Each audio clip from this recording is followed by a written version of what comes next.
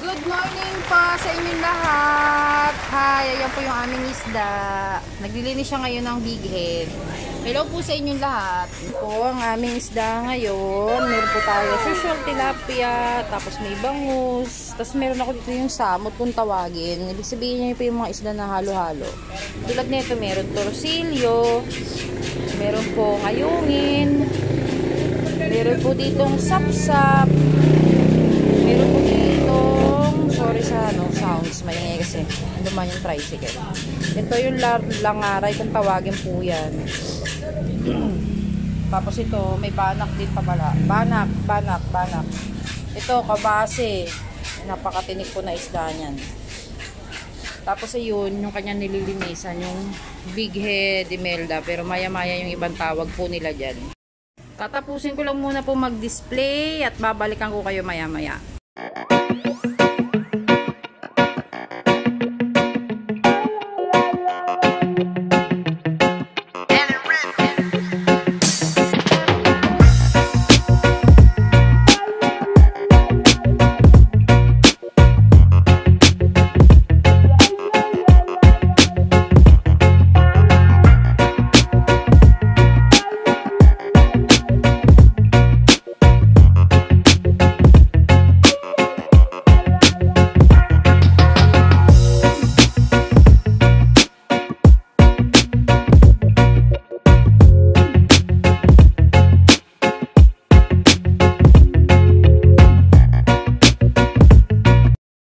Ito na yung aming display. Tara! Diba? Pero hindi pa pala talaga patapos kasi maya-maya ay may bumibili pa po. Tapos ito, magiging busy na naman siya dahil dyan sa isda na yan. Walang gagawin niya kundi magkaliskis at tignan nyo naman. Oh.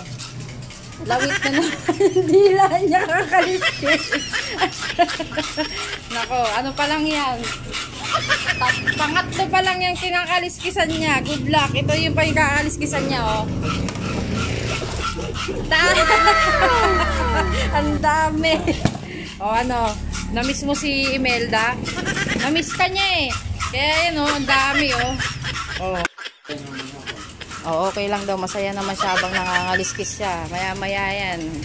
Ate, masakit na yung kilik-kilik kakakaliskis. Yan. Nagmahal po ngayon ito. Imelda na paninda namin. Diba kung dati magkano ang kalahati na bentahan namin dito? 65 ang kalahati. Ngayon 140 po ngayon ang kilo nito. Pero abot kaya pa rin naman. Hindi naman talaga yung tumaas talaga siya ng sobra. Hindi katulad po nung ibang isda, lalo na po yung galunggong po talaga ngayon sobrang napakamahal po talaga. Halos hindi po kami ngayon nagtitinda ng galunggong. So, banak. Yan lang naman. Tapos, mamaya, mag-update ako kasi pababiyahin ko po ng Cubao Farmers para makakita naman po sila ng mga isdang Quezon. Bukod po ito sa galing ng Market 3 at saka Market 1 po sa Nabotas. Kaya sa ngayon, ito po muna talaga pinagtsatsagaan ko at kahit paano naman, tinatangkilik din naman ng mga tao. Yun nga lang, may mga araw po din po talaga di matumal at mayroon ding araw na mabili. Ayan, at bisibisiyan na naman siya dahil meron na naman siyang Imeldang paninda nung nakaraang week bago dumating yung bagyo. Diyos ko, purgang-purga na yung mga tao dyan sa Imelda na kasi parang halos yan yung ipinalit nila sa galunggong dahil sa sobrang mahal. Ito kasi mura lang po talaga bentahan niya. Doon po sa mga nakakaalam, yan po ay nabubuhay sa tabang. So yung iba may nagsasabi bakit daw may mga lasa kasi yung iba kadalasan yung mga huli lang dyan yung sa tabi-tabi, hindi naman po talaga yung literal na alaga. Hindi katulad po nung kinukuhanan namin yung mga nakakulong po sila sa isang fish pond. So, malalaking broker ang mayari. Kaya malinis at bihira lang talaga at halos wala kang talagang sibong na malalasahan po talaga. Hindi katulad nung mga nakakukuha nila dyan sa tabi-tabi ng bibingwit, tapos sila latag dyan sa kahabaan ng C6. Pero depende sa lugar kasi meron din sa Laguna, meron din dyan sa may Likutan.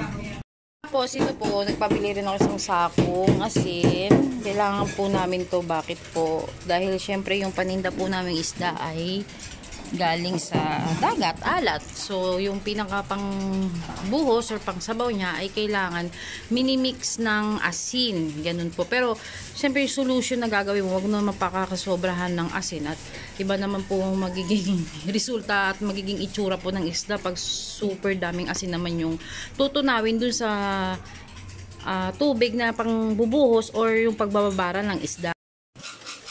Kaya sa ngayon, magiging busy talaga siya kasi marami po yan. Ngayon, pinakakaliskisan ko ng pinakakaliskisan na sa kanya para mamaya, pag magre-refill, hiwa na lang po siya ng hiwa kasi matagal din ang nakukonsumo nito kapag yung sa kaliskis pa lang po sa sobrang lapad po niya, no? Kaya kung wala pa naman namimili, yan, kinakaliskisan na din po niya para kahit papano mababawasan na rin din siya ng trabaho. Ito po yung kanyang kinakaliskisan, no? Yan. Doon sa mga nakapanood na nung una kong vlog, halos yun na po talaga yung paninda namin nung nakaraan kasi parang pinaka-substitute na rin po namin dito sa mga mahal na isda katulad ng galunggong, yellowfin. Yan na po yung pinaka-ano namin kapalit kasi mura lang po talaga bentahan nito. Maliliit pa nga ito nakuha ngayon ng asawa ko eh. Kasi nakaraan yung mga kinakatay malalaki, ano? Malalaki. Ito magandang size to kasi hindi kami masyado talo po sa kasang at bituka po nito. Ito po siya. Ito po yung itsura niya, no, pag hindi pa nakakaliskisan. Yan, nakikita niyo po ba? Tapos wag gala siyang kaliskis, ayan na siya pag walang kaliskis. Yan. Ayan po, yan. 140 kilo. Tatlong piraso po. Hati na lang. 65 madam. Hati lang. Oh, hati.